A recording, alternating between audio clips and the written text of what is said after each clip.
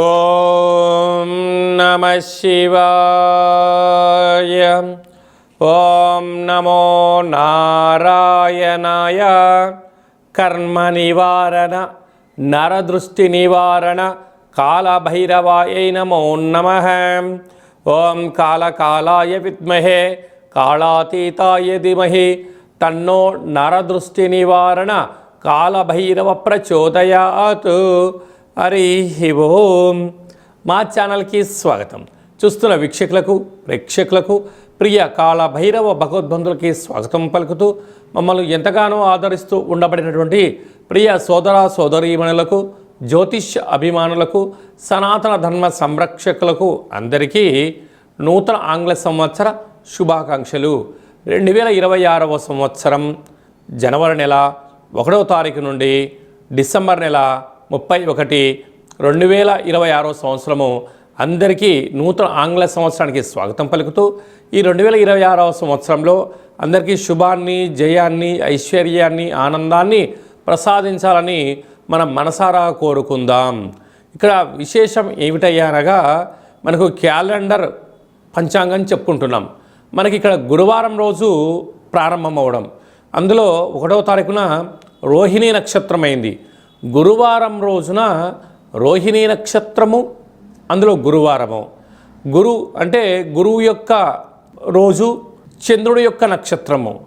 అంటే విశేషమైనటువంటి గజకేసరి యోగము ఈ సంవత్సరం అందరికీ ప్రసరిస్తుందని చెప్పి గమనించాలి.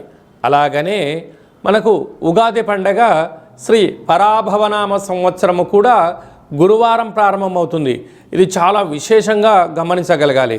కనుక ఈ సంవత్సరము విద్యార్థులకు, ఉద్యోగస్తులకు, వ్యాపారస్తులకు, నూతనమైనటువంటి అత్యంత ఆధునిక టెక్నాలజీని నేర్చుకునేటువంటి వారందరికీ, వ్యవసాయ సోదరీమణులకు అందరికీ సువర్ణపు యుగంగా భావించగలగాలి.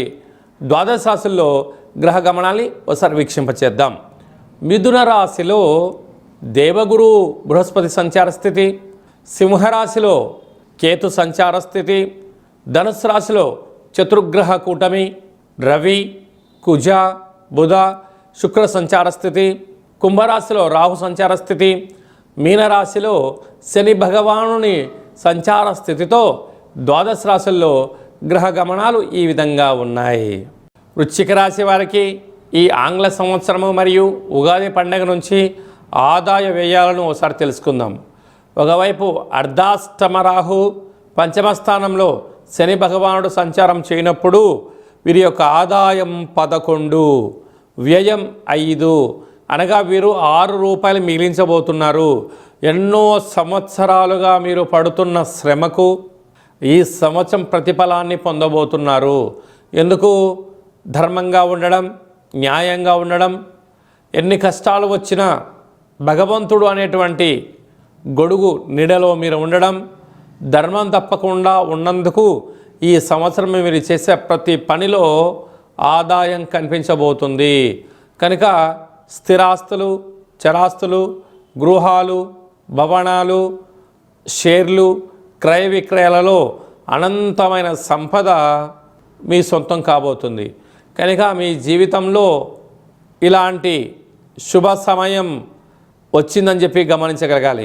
కనుక పెద్దవారు చెప్తూ ఉంటారు, దీపం ఉండగానే ఇల్లు చక్కబెట్టుకోవాలి అంటూ ఉంటారు.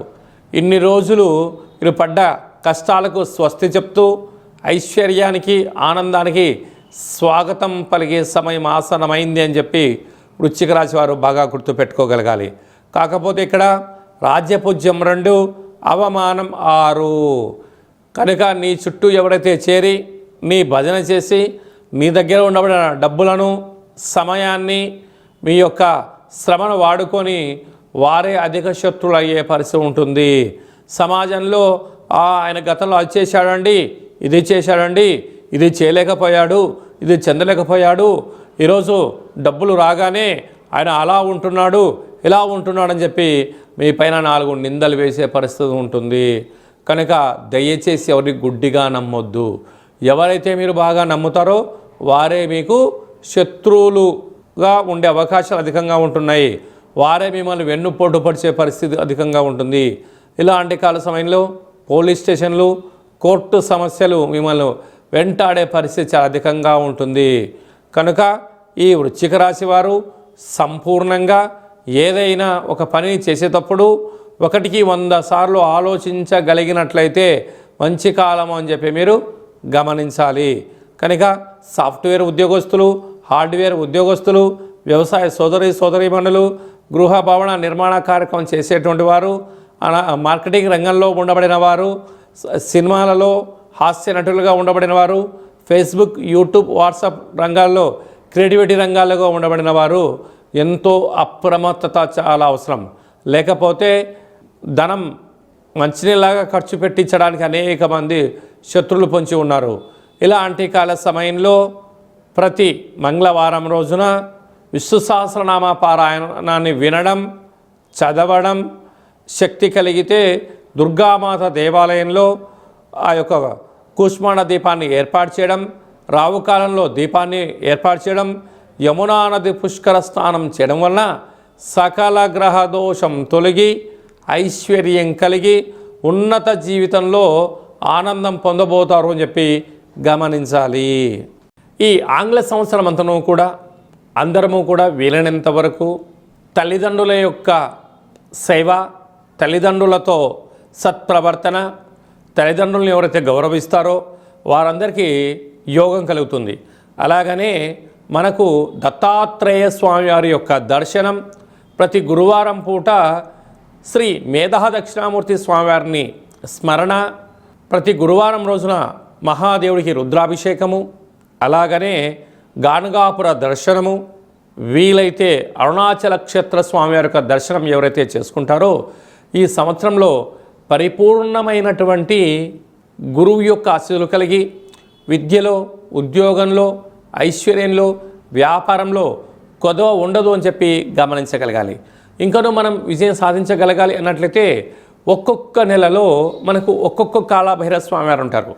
ఆ కాళభైరవ స్వామికి స్మరణ, ధ్యానము, కూష్మాండ దీపము, నారికేల దీపము, పిండి దీపాన్ని, గండా దీపాన్ని ఒక్కొక్క నెలలో ఒక్కొక్క విధంగా మనం పెట్టుకోగలిగినట్లయితే సంపూర్ణమైనటువంటి స్వామివారికి ఆశీస్సులు కలిగి ఎవరి ఇంట్లో ఎలాంటి ఇబ్బందులు లేకుండా, అష్ట కష్టాలు లేకుండా అష్ట ఐశ్వర్య ప్రాప్తి కలుగుతుందని చెప్పి గమనించాలి.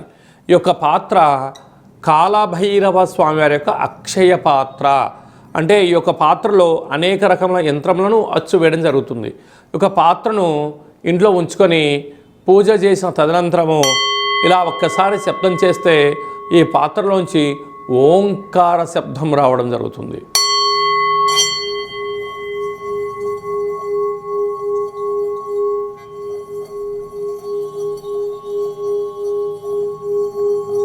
ఈ ఓంకార శబ్ద ధ్వనితం వలన మనిషి శరీరంలో ఉండబడినటువంటి చక్రాలు వికసింపచేయడం, ఆనందం కలగడం, దురదృష్టం దూరం కావడం, అదృష్టం అద్భుతమైన యోగం కలిగి మనకు అనుకున్న అన్ని పనులు విజయం సాధించడం జరుగుతుంది.